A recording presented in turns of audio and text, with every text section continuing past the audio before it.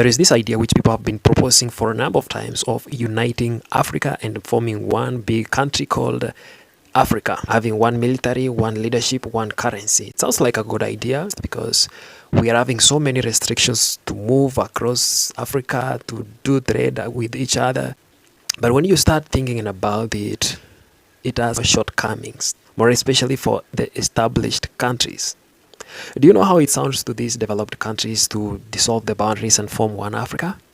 It's like telling a poor and a rich person to put their money together and they start sharing equally. Of course, it will uplift the poor person, but it won't be that much fair to the rich person who has tirelessly worked for so many years to accumulate whatever they have. Take, for example, a country like here in Kenya. We have freedom of speech, we have democracy, we choose a president after every 5 years. Comparing it with a country like Uganda, where they have one leader since 1970 and they believe that the leader is God chosen, and anybody who tries to oppose their leader is considered to be a criminal and is put to jail. If you decide to criticize the government, make sure you write a will and you say goodbye to all your family members. Comparing it to a place like here in Kenya, where every citizen has a mobile number for the president and you can call them anytime you feel like and tell them, you know what, Mr. President, I'm not happy with that speech of yours which you said. I'm not happy with those ministers you chose. Can you do some changes? Another neighbor we have are Tanzanians, who believe that the only party which the president can come is from CCM. If you try to make another party and you want to vie as a president, you are considered as the enemy of the state. Whereas a place like here in Kenya, there's no political party which has ever produced the two presidents ever in the history. South Sudan, of course, they are just a split from the whole Sudan thing, and they believe like being separate from Sudan is going to be a good idea for them. So if you tell them that now you need to dissolve your borders, you won't be doing a favor to them. They have also been involved in several wars and they are trying to stabilize and reform themselves and adjust. Another neighbors are Ethiopians, who also have their own internal conflicts in the Amhara. There is so much happening there.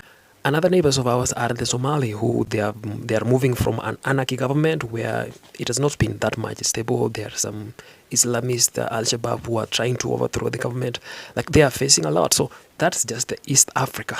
You can see so much differences in it. So if we start trying to join East Africa, we are going to face a lot of challenges. Now imagine trying to make the whole continent to be one. It's not going to be something that is going to happen just abruptly like that. It's going to take a lot of time.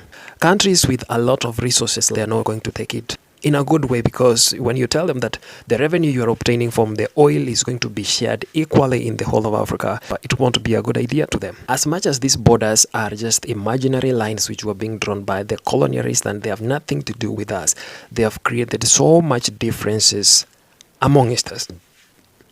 The moment you move from one country to another, you can see a lot of noticeable differences in terms of culture, policies, the way they do their things, their reasoning. It's very different.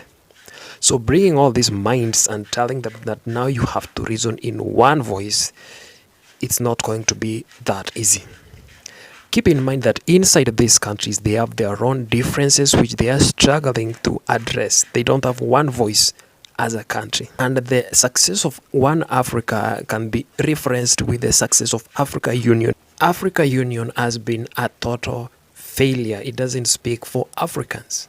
NATO can come and take an African president and say that he's a war criminal and they can execute him without Africa Union saying anything at all. Leave alone Africa Union, there are regional bodies like IGAD, ECOWAS, COMESA and EAC.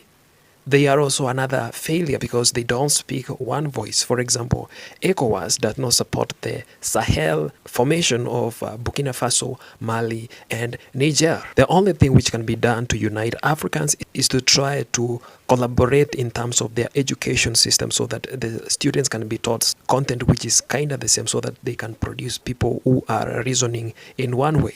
So instead of forming one Africa, let's remove the restrictions or increase the access to the visas across countries in Africa. Like, you can have one visa to visit all the Western African countries. You can have one visa to visit all the East African countries. It will improve the accessibility and movement of people inside the continent.